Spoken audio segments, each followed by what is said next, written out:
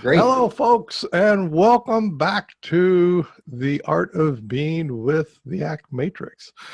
Today we have James as our guest, and I'll leave it up to him to talk more about himself. But now for my co-host to introduce himself.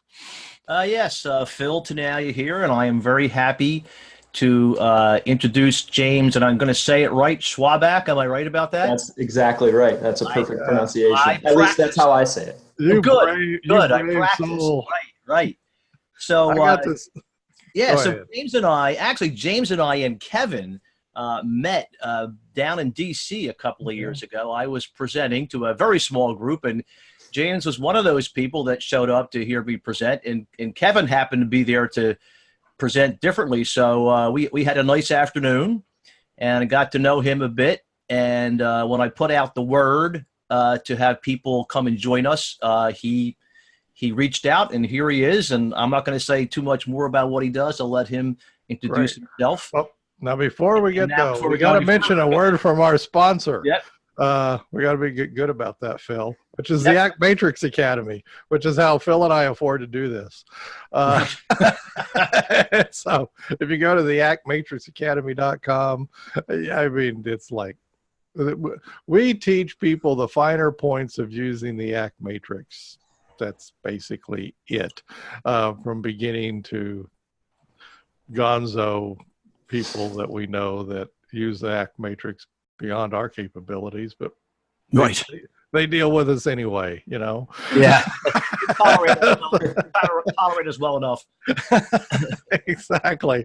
But I mean, for plans all the way down to $9.95 or $19.95 or whatever you want to do. So anyway, that's our sponsor. And so I will get back to James. So he's first going to tell us his take on the art of being with the Act Matrix. Well, actually, I'll give you another plug for the Act Matrix Academy because years ago when I was first getting into ACT, I stumbled across it. I have no idea how originally, but I stumbled across it on Google and watched some of your original videos, and it set a new path for how I used ACT and use that whole foundation. So it was awesome, and I highly recommend anything that both you and Phil teach because it definitely helps me in my work. Oh, thank you. Absolutely. The art of being. I mean, specifically with the Matrix itself, it just allows me to notice what's showing up. As cliche as that might sound, but I mean, it's not cliche at all. But it allows me to notice what's showing up and just like be curious about my own life. But also, I am a huge proponent of practicing what I preach. And because I teach this to the professional athletes and young men that I work with, it allows me to practice what I preach in whatever I'm doing, but specifically even in doing the work that I do with them, which is more of a non-clinical mental skills training, performance psychology within their professional baseball careers. It just allows me to be in it with them, and it's really fun and has been very helpful for me, and I think very helpful for them in terms of noticing what's showing up and just kind of being in it. It's very, it's relaxing, to be able to just notice stuff and not have a specific agenda in what I'm teaching or expecting anything from them. They have enough expectations on them. And so it makes it fun and a different kind of challenge because the challenge just ends up being getting them to notice stuff. Right. That's a very worthy thing. Now, you mentioned baseball players. Yes. So that's what you do? That is what I do. So I work for a professional baseball team. I will leave the specifics out for now. That's in case. Okay. Yeah, that's fine. Yeah. Fine. No, I just talk baseball about players. Yeah, but professional baseball players that are in their first years of being professional baseball players. And most of them have never experienced failure in their lives when they get to me, and they are experiencing a lot of failure Steep learning curve there. Oh my goodness, I can imagine you hit that level of play. Yeah, everybody's phenomenal at that level now, right? Everybody. You go from being the best person probably ever to come out of your high school or your town or maybe your college. Right. To everybody is that person. Yeah. Everybody. Bruised egos all over the place, right? Very bruised egos. And how that manifests and how that shows up is a lot of different things. But it's fun. It makes my job interesting and challenging because also most of them have never, most of the players and athletes I deal with have never thought about thinking. They've never needed to.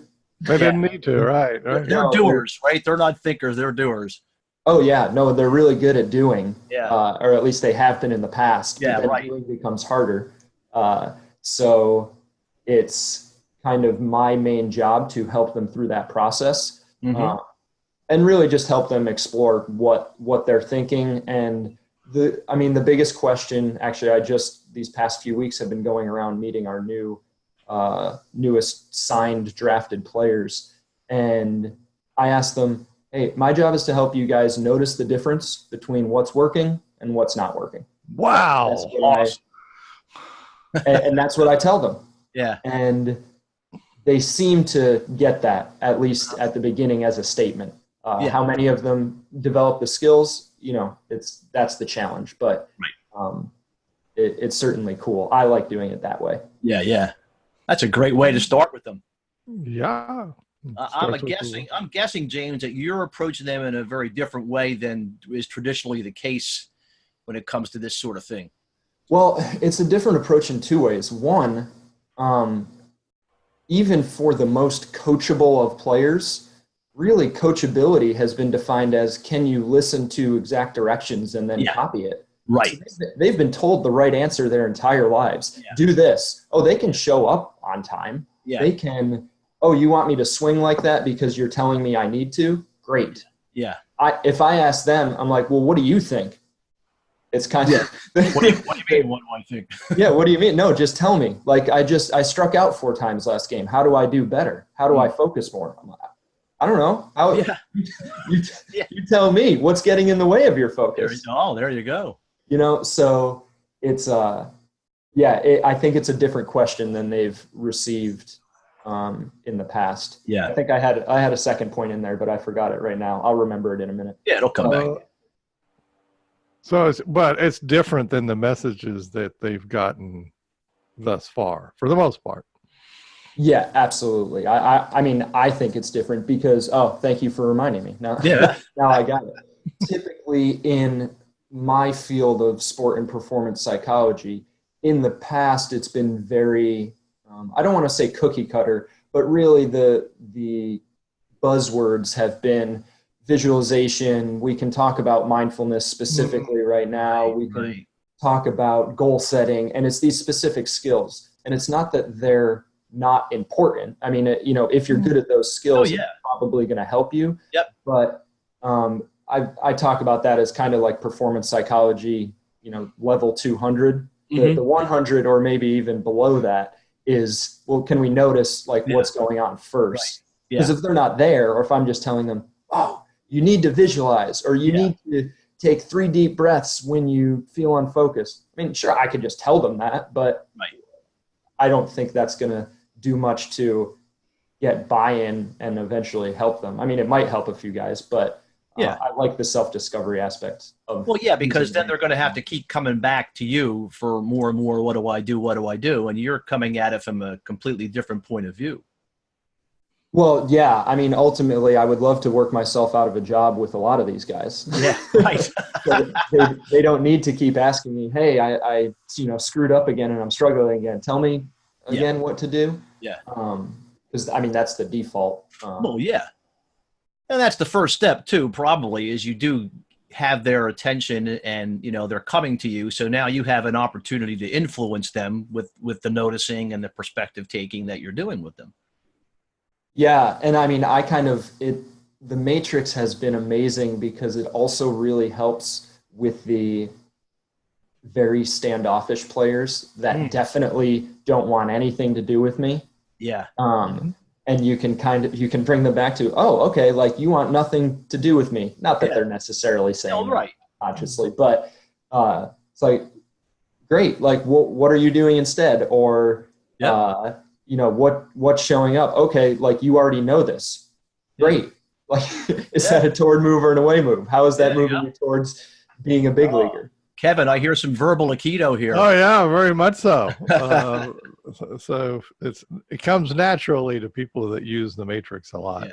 Well, yeah, I think I've tried to practice that enough and gotten good at the verbal Aikido and deflecting back into the matrix. Into the matrix. Yeah, and my experience has been the same with resistant and reluctant people that are standoffish. It really does allow them to be able to notice, because you're not really telling them what to do. You're just simply inviting them, and you're deflecting off of that, the sticky stuff that that's showing up in them. So then they get a little bit more flexible, right? I hope so. Yeah. They tend to. Yeah. It's a slow process, right? Yeah, and I mean it's fun because, especially with a little bit more of the let's call it cognitively advanced guys, usually college guys that kind of are a little bit more verbal and able to talk things out more. Once they understand the basic foundation of the matrix, we have a ton of fun where, I'm asking them, oh, well, is that a toward move or an away move? They're like, well, I mean, it depends. It could be both. And then come back. There you go. And it's great. But actually, and also even with my, I want to say usually lower educated Latin American players who have usually only completed the eighth grade. Less education. Right? Eighth grade or so, yeah. Right, yeah. Sure. Even them, I've had instances where, I ask them and they've heard this before and have gotten some practice with it. And I ask, well, is that a physical thing or a mental thing that shows up? And they go, oh, it's both. And then I'm like, that's great. It's cool. They're getting it. They are getting it. Yeah. That's really neat. Yeah. I do have a question. And this is a strange Kevin Polk kind of question, though. All right, great. But, so the game is baseball, right? The game is baseball. Which is a ball, right? Yeah. It's a ball with seams on it and stuff. What do these guys notice about baseballs? Oh, yeah, that's interesting. Yeah. Well, that's the name of the game is baseball. So what do they notice about baseballs? Yeah. I mean, I've tried using that as the warm-up activity to have them actually hold on to a ball and notice the physicality. That's fun. But I mean, like, how about when it's coming at you? Yeah. At the plate? Yeah. What do you notice about baseballs? I think that would be a great question. I dare not answer it myself because No. I'm not actually asking it for you to answer. I'm actually asking it so you'll go ask one of them. Like, this crazy guy's asking, what do you notice about baseballs? Yeah. Right. I think that would be a great question. They certainly, and if you talk specifically about the game, they're certainly more willing to discuss that and notice. I mean, that's their life. So my point in getting to that is that it is a physical game, and it requires the five senses, and a huge part of that is seeing baseballs. Huge part. Yep. Huge part of it is seeing baseballs and really, really, really noticing baseballs. And then your body does things in relation to the baseball, which is also your senses, including, your what they call proprioceptive, where your limbs are. Right. Kind of sense. And so all of that noticing, I don't know, it would be interesting. Absolutely. I think that would be a wonderful question to ask a lot of my athletes because, as you move up in the levels through the minor leagues into the major leagues, the good players are probably just better at noticing stuff about the baseball. You'd imagine so. What's the curve of it? What's the rotation? Yeah, what's the different grip I can use? Mm-hmm. Exactly. Yeah. Like I probably came up. I went to the eye doctor yesterday, which turned out great. And she said, that's really something, Kevin. With your glasses, you have 20/15 vision. And I said, well, that was funny because way back when I went as a kid, they tested and they said, wow, young Mr. Polk, Kevin, you have 20/10 vision. That's only like, Ted Williams and others had that level of visual acuity. Well, then, of course, I looked up Ted Williams. He saw baseballs really well. He really did. Yeah. He knew baseballs. Right. He knew little things about baseballs and especially with that 20/10 vision, with it coming at him at the plate. Yeah. That he had an exquisite relationship with baseballs. So, Ted Williams, pretty good role model. Yeah, I would say so. If you want to be a good hitter, I would learn as much as you can about him. There's even some quotes of him about his studies of baseballs, his interest in baseballs coming at him. Yeah, absolutely. And I mean, that's it, right? If you want to get good at something, I mean, a general good rule of thumb is to look at who's good at that. Yeah. And then try and do things that they are doing. Yep. So it just came up, and so that when you came on, I was like, oh, gee, I wonder what they do notice about baseball. Yeah, right. Some more than others notice more stuff, and that's kind of how we weed out who the best players are. Oh, I guess so. Move up. At that level of the game of all of these people, I mean, forget about it. I mean, the lowest person on the totem pole is a great baseball player. Yeah. That would just obliterate any of the rest of us. Just obliterate us. Yep. And so it would be an interesting thing to know about what they notice about baseballs. Yeah. Just as an interesting question. Yeah, absolutely. Because they already have the physical skills, right? So now you're working that whole the inner game, right? What's going on between those ears there? And that's why I get into the next part. It's the inner game that screws everything up. Well, exactly. That's absolutely that pesky really mind. Yeah, most of these guys, if they just let loose, they would be fine. They get held back by the inner game.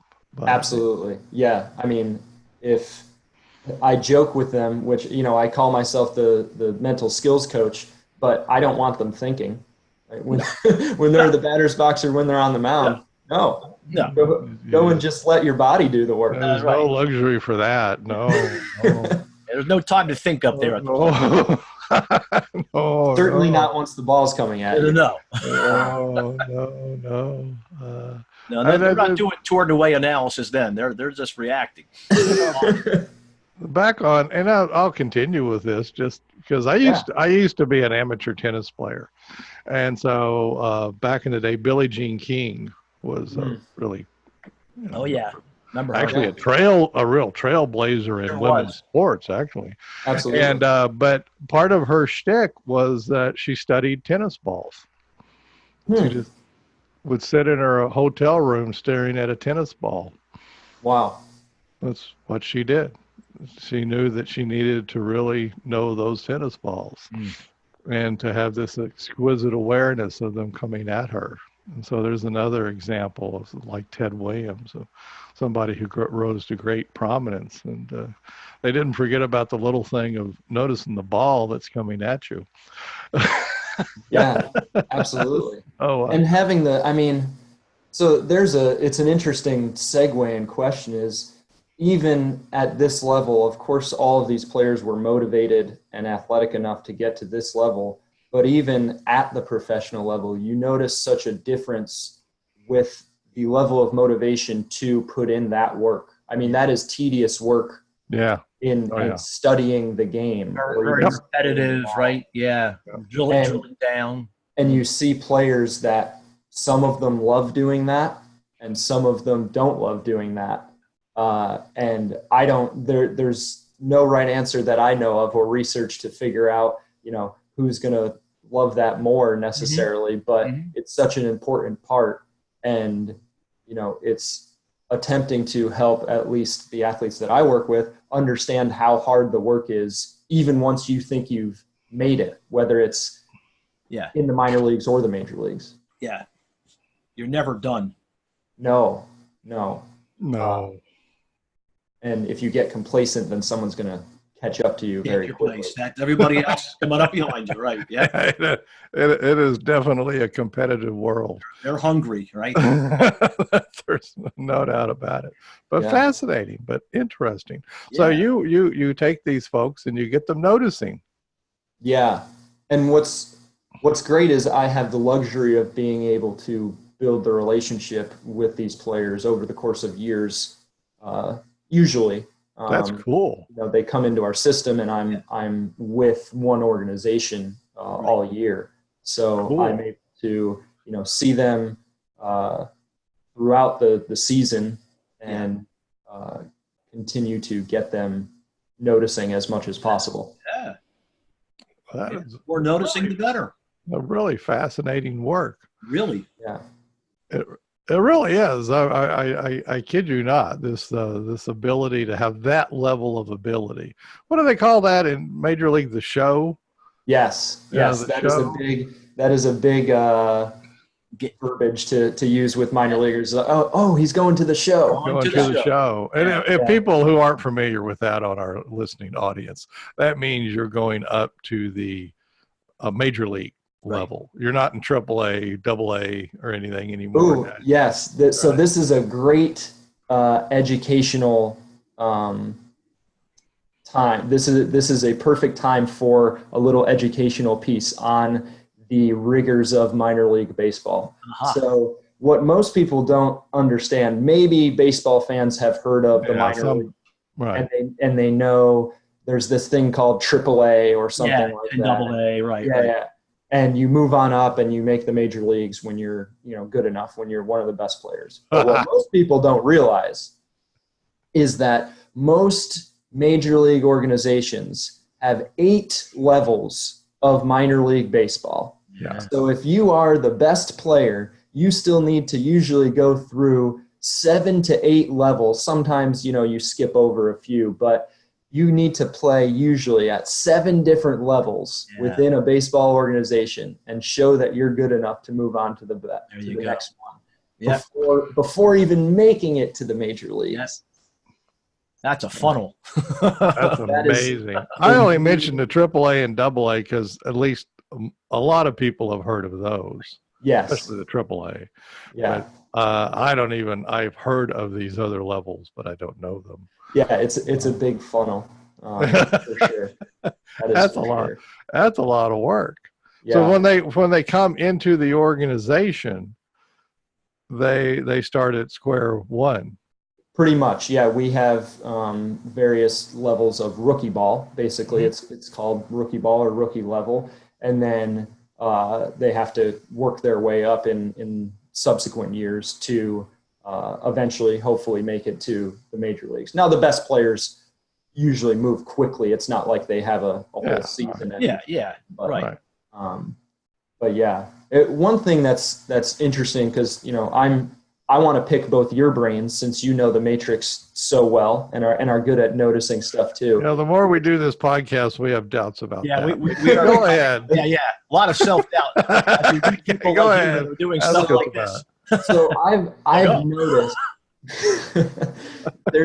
there's 2 different, I don't want to call them methods, but I've done the Matrix in 2 different ways. Okay. When first introducing it to players. I always ask either who is important or what's important. Sometimes I have jumped to what's important simply because everyone who's in the room that I'm in, we know that what's important is making the major. Yeah, that's it's a really clear. Yeah, that's important to me. Right. Absolutely. Right. In more individual work, we can talk about who's important and how that motivates you. Gotcha. But what's important is for them to be career baseball players. Sure. So then I ask, okay, well, what shows up and gets in the way of that? They're really good at talking about fear of failure. They're really good at talking about Injuries come Oh up man. That's gotta be huge, right? huge. So here's where I diverge and have two different ways that I present the matrix, and I'm just curious as to your feedback on it, or we can discuss it. Sometimes I ask, okay, and what do we do, or what can we do to get rid of those things? You know, what do we try to do to get rid of those things? Right. And almost to a player, they come up with, you know, deep breath or working hard or all these things. Yeah. We've heard about all that stuff. Yeah. Right. Yeah, they know how to do all that. Yeah, and it's fascinating because, you know, like there's no right answers with using the matrix, Absolutely. Right? But it's so clear to me that they've been taught, okay, when these bad things come up, you can do like these things to get you back on track. Yeah. But it's as if they've never associated doing those things with moving them toward being a better player. Right. It's only, oh, fear of failure showed up. I need to take deep breaths and get rid of this anxiety. Right. And this is how I get rid of being distracted. Yeah. And that's really fascinating. Yeah. The other way I have done it is, and it seems to, depending on the situation, elicit more conversation, I think, is talking about having them talk to me just about obstacles, stuff that gets in the way of making the major leagues. Yeah. And then when they tell me something, regardless of what it is, okay, injuries, great. Now, is that something mental or physical? And I have them notice that difference right there, and just kind of, we place it on the matrix on the, you know, physical side or mental side. Yeah. But to me, that's a little bit different of a question than the other method I had just talked about. I'm just curious for feedback, thoughts, conversation. Phil, I tend to dominate. Phil, do you talk first? Well, I would say you do what works. We're the workability people here. So I would say in the moment when you're with that player or players, if it's facilitating them noticing and moving in directions where you want to take them, then that might work to have that conversation about eliminating. I'm not a big fan of eliminating because I would draw that line back down. I would say, so when you do the deep breathing, is your fear eliminated forever? Just to kind of bring home the point that they're going to have to learn. Well, they're not going to have to, but learning how to notice that stuff and take it with them. And that's kind of where you're going with the second approach, which is the more narrative conversational approach. Then you get to that, and the other thing that you're doing is you're doing sorting. So that really is the heart of the matrix work, is once you show them the diagram, you know, where does that go? Is that an inside or an outside or a fundamental? So my answer would be is it depends on the situation. But it sounds to me like you've got two nice ways to do it, and you're getting responses from them, and you're getting them engaged, and that really is the heart of it. So Kevin, now you can jump in. They're both discrimination tasks. Right. That you're beefing up their ability to do perspective taking, and, you know, be very conscious in the moment. And the trouble with trying to get rid of anything is it draws you out of your consciousness in the moment, and you're wishing for a future anxiety-free ideal. But that's not really here and now, and it's certainly not going to get you whacking baseballs better. No, and I think that's one of the biggest things I want them to understand, and many of them have never thought in that way in terms of the sorting. Okay, I'm fearing, you know, or I'm nervous, I'm feeling anxiety, or whatever it may be, and what shows up physically? Well, I get more tense, I try too hard. And it brings it back into the five senses. Instead of a response like this, I'll do a little role play with you, which was, oh, great, I have anxiety. I wonder how that will result in me hitting the ball better. Oh, that's a good one. Yeah. That is, I spun it into an acceptance kind of thing, but it's not really acceptance. For that world, they want to do it better. They want to take things and do it better. So it may well be that Ted Williams was riddled with anxiety. Right. Standing there at the plate, and he was whacking the hell out of the ball. You know, and we don't know that. Nobody, long before anybody talked about feelings at that level. But it may have been the case. You don't know. But anyway, how can I take this and make things better and do even better? Take it with me and do better. And I think that would, not all audiences would like that way of phrasing it, but I'm just betting the people wanting to be professional baseball players would like it. I agree. For sure. But so you switch it to that kind of language. But the thing is noticing, notice the difference. Is that a physical thing or is that a mental thing going on right there? When you ask that question, you did sorting, just like what Phil was talking about. That's sorting. But that's also what it triggers is perspective taking, which is present moment consciousness.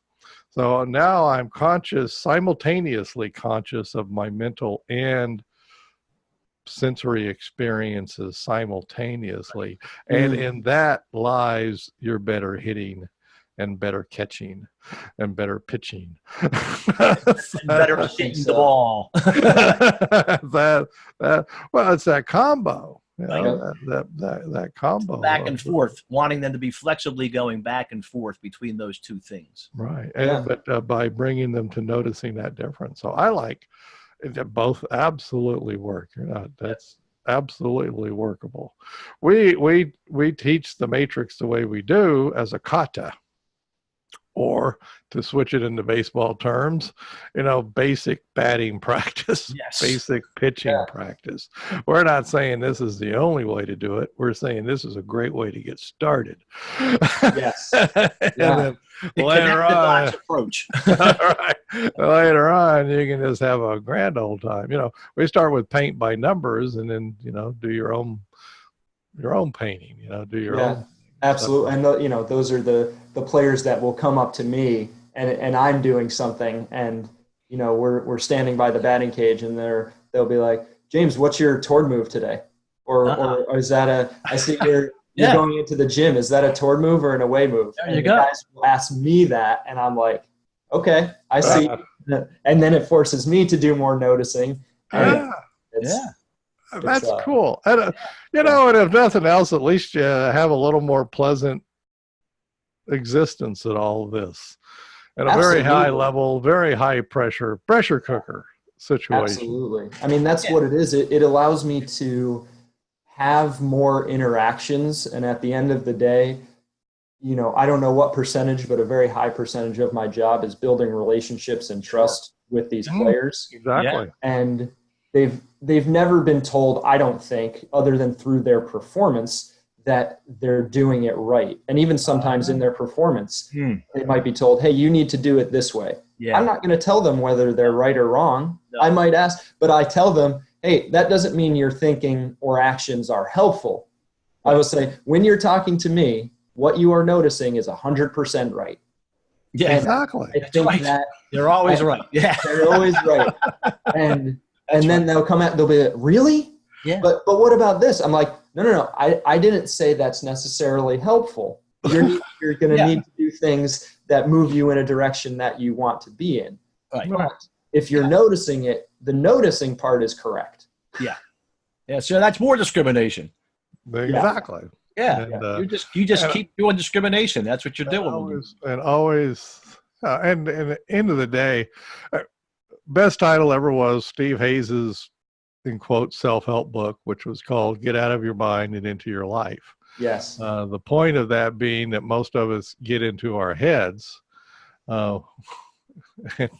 Yeah, absolutely. We just do. We just get in our heads, and we're not up and looking around with our five senses and getting into life. And you're in an occupation where that's getting into your five senses is paramount. Yeah. Absolutely. 100%. Difference between success and failure, right there. Right? Yeah. And so it's you can really bring this into very sharp relief between your mental activity and what are you noticing through your five senses, which, by the way, is how they're going to learn what works in baseball. And I guarantee you, way back in the day when they were 3 or 4 years old, which most of them started this at 3 or 4 years old, or even before, they were learning it like they were learning language. They were just, it was trial and error, and the stuff that didn't work fell away, and the stuff that worked continued. And that was pretty simple. I hit the ball, I made it to base. Ta-da. Yep. And usually that was the case for these. They're like, what is this not getting on base thing? Was successful. Right. And even not that. And I bring up myself. I was not a very good baseball player, but I was small and could run fast and stuff. But one day the coach come up to me and he says, "Polk, you're amazing." And I was like, "Well, really? That's great, because I can't do any of this shit very well." And he says, "But you have the highest on-base percentage of anybody here. You've been hit like 7 times. You've been walked all these times and all those hits." And I really was hit 7 times, by the way. And that's accomplishment, because there was only 8 or 9 games in the whole season. Almost average hit by pitch. You were prolific. You're amazing. You're on base all, and I had a huge run, because then these big old guys would come up behind me and knock me in. And I get runs too, and it was like, well, this is great. I can't really hit, catch, do nothing, but what I could do was get hit and get walked. Well, turns out that was an appreciated skill. Yeah. Because I achieved one of the number one things in baseball: get on base. Get on base. And I think you bring up an interesting point too, because with all of in recent years, more and more, baseball is going to more of a analytical. What's that? Moneyball. Right. Sure. But players oftentimes get into their head about, I'm not getting on base a lot, when they don't necessarily remember, because they're stuck in their head, that they hit the ball really, really hard. And that's really more about the development process. We're not worried about the players. If you hit the ball hard often, you're probably going to get on base in the future. You're increasing your chances, right? You're increasing your chances. But they forget that, because, they didn't get that result immediately. Mm-hmm. So helping them come back to. There's that mental stuff, right? Yeah. So it's cool to find what success is. Exactly. Yeah. That's cool. Wow. This is interesting stuff, to say the least, and reminds us all to get out of our heads and into our lives. Yes. Noticing baseballs, notice things, soccer balls, or noticing the traffic coming at you the other way. Noticing the stop sign. There's really all kinds of really cool stuff to notice, including when you're with somebody, to notice them. Yeah. Notice how they look, notice how they smell, whatever. Notice everything about them, and you will discover that your relationships improve. So there's a lot to be said for whether you're noticing your exquisite noticing of baseballs, or your exquisite noticing of the person with you, whatever. It tends to translate into better performance. I agree. Relationship. Yep. And it's so darn easy to get in your head. And I can't imagine the pain those poor young guys are coming into that baseball program. Yep. And look around, and you were the best, always the best, and now you're not. Yeah. Oh gosh. And we didn't even get into some of the upbringing pieces, and whether they came from poverty or the stuff they're bringing with them. Mm-hmm. That's a whole. We have a whole different professional that helps our players with more the clinical and life skills side of things. So absolutely. Yeah. I was doing a training yesterday, and I was talking about this topic some, but so much of this is each of us humans with language anyway. We're writing our own story. you're always about writing your autobiography. Mm-hmm. And nobody's going to get a ghostwriter to write your autobiography. It's just you. That's writing it day by day. And you get into situations like that where it's like, oh my gosh, this could easily end up as I have to write in failure. Yeah. And that kind of head whammy that then gets put upon you. Who I am and what do I want to be remembered for and who's going to remember me and all that kind of stuff. Really, because of somebody coming from, let's say, an impoverished culture or so, well, that's a big deal that they've gotten that far. Absolutely. Huge. And it's an even bigger deal that they continue to move in a right direction because oftentimes they're the breadwinner. I was going to say they're representing a lot of people back home, right? A lot of people. There's a lot riding on what they're doing, on that story that they're writing. Yep. Now go out and play a game. Yeah, right. Yeah. And keep. And that was my point, man. That kind of if you're carrying that kind of baggage out of the dugout, geez. Yeah. Yeah. And you're already 0 for 3 or something like that, right? Mm-hmm. Absolutely. Absolutely. No. So this is wonderful. Great stuff. Yeah. Well, thank you so much for being on our podcast. Yeah, James, thanks for coming along. Nice to hear from you, and you're doing some great stuff down there. Love it. And as any of our listeners, if you know of somebody like James or you or yourself, would like to come on and visit with us, please do. We're pretty easy to find. If you can't find me, you're in trouble. You don't have Google if you can't find me, and I'm pretty well with Phil. The other things is as again, please go to the Act Matrix Academy. You can find out about this podcast and the other programs. What did I call it before? We're teaching the finer points of the Act Matrix. That's it. And now we got a great venue. We steal the ideas that people come on our podcast and that's our stealth move, James. No, that's okay. Steal away. I learned long ago that it is not the content you are presenting. It is how you are presenting it. So love it. Be my guest. I love it. Yeah. So we have fun with that. Oh, we got to have him name the podcast too, Kevin. No, you got it. You got it right here, Phil. Okay, good. I am ready and willing for James to name his podcast. So you get to name it. So it'll be the Art of Being, but well, that's actually before. It'll be with you, and you'll name your podcast. Oh, well, what was another good? We talked to the person from London Malaysia. It went from Malaysia to Bank Street. Yeah, to Bank Street. Right. That was a fun one. Oh, was that ended up being the title of? Yeah, that's what we came up with. Man, that's interesting. Do it. Yeah. I need to come up with this right now. You won't let me. We live it right here in the present moment.